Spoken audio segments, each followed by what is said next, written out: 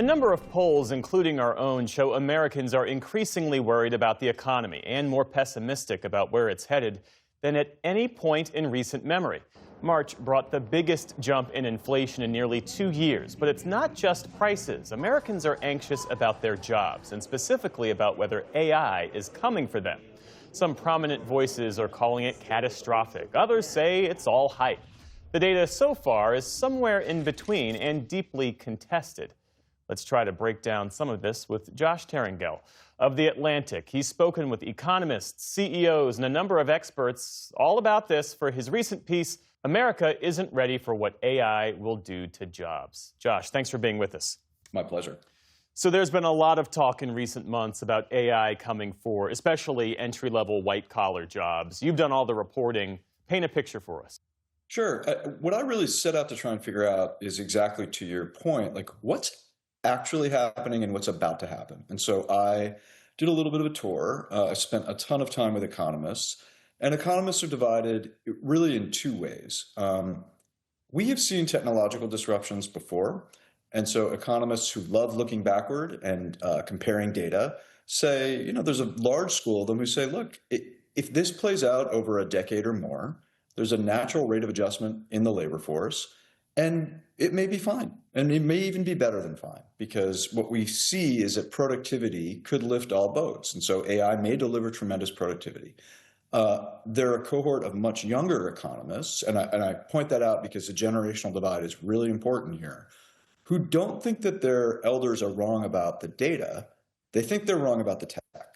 So when you look back at things like electrification, which happened in the early 1900s, it took about 40 years to fully electrify America and to see the productivity in the data. The difference is that AI rolls itself out, and you're dealing with software that is inherently smart, that makes machines very, very smart. And so this younger cohort of economists says, you're not seeing it in the data yet, but when you see it, it will be too late because the tech moves that quickly. And we will see it in the job force, and it will be too late for us to do anything about it. And so they're advocating for making plans right now. What happens if unemployment gets to 10%, 15%? What does a society look like when labor is that challenged and when you consolidate wealth all within one cohort of people? And so what I discovered is that the economists are really at war with each other about what's about to happen. It's a very calm war. It's a very polite war. So in my sort of next phase of journeying, I went to CEOs, and largely the CEOs of Fortune 100 companies. They too are a little bit divided. Some have made tremendous investments in AI. Others are a little late to the party. Where they're not divided is that they all said to me, look, Wall Street has watched us make these investments into AI for the last 3 or 4 years. This is the year they are going to expect action. And by action, they mean money. And if we don't have gains to show, that does mean we're going to make cuts. And we're going to make cuts that we may say are AI related or not, but we are going to replace labor with automation.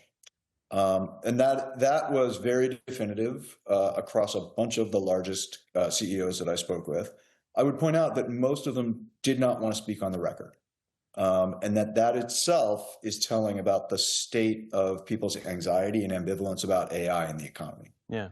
Well, those younger economists who you say make the point that we need to make plans now, we know that's not really happening in Washington. But the CEOs you spoke with, when they talk about smart regulation, what do they have in mind? Well, I think in fairness to those CEOs, they are not regulators, right? And left to their own devices, their job is to maximize shareholder value, a phrase that they will repeat constantly. And what they want, ultimately, is a fair system of regulation. Now, they also want the right to say that they don't want any regulation in public while clamoring for it in private. But they, for the first time in a long time of reporting, I sensed an eagerness among those CEOs for Washington to get involved, both in regulating the technology itself, but also to be driving contingency planning. Because a lot of these folks, they like their workforces, but the moment a competitor slashes their workforce and their stock price goes up, that competitive CEO is the one whose job is next. And so this is what regulation is for. It's to step in when the market can't control itself. And what the CEOs were telling me is essentially they see a scenario where the market will not be able to control itself. Efficiency rules all when it comes to shareholder value. So they looked to Washington. And when I went to Washington, what I discovered is that this is just not really something that is on the minds of most mainstream lawmakers. Is there a way that people can, in some way, AI-proof their job or incorporate artificial intelligence into their work so that it's useful? Yeah, look, I think that the AI industry has done a pretty lousy job of educating people about what it's good for. They've led with how much money they need to make it work. They've led with job replacement. They've led with the downsides of AI. And the truth is that it's pretty easy to use software, and it will benefit anybody who starts to play with it and figure out, how can I incorporate this into my job? It's not terribly scary when you use it on your own. It's also not flawless, as I'm sure you know. We've seen statistics that Google Gemini has a 9 out of 10 success rate at summarizing articles. 9 out of 10 is not actually that good. And so there are still flaws with a lot of LLMs, but it's here to stay. And the best thing people can do to sort of AI-proof themselves is to actually figure out, how do I integrate this to make my work faster, better? What are the lines around it that I want to draw for myself so that there are things I trust it to do and things I don't trust it to do? Everybody's mileage is going to vary based on their personalities, based on their jobs. Sitting it out, waiting for regulation, you can't duck and cover. This is actually a really important technological moment, and I would encourage everybody to start thinking about themselves in relation to AI. Josh Tyrangiel of The Atlantic, thanks again for your time. We appreciate it.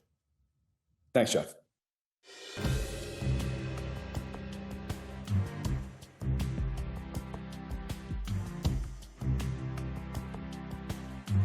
Support journalism you trust. Support PBS News.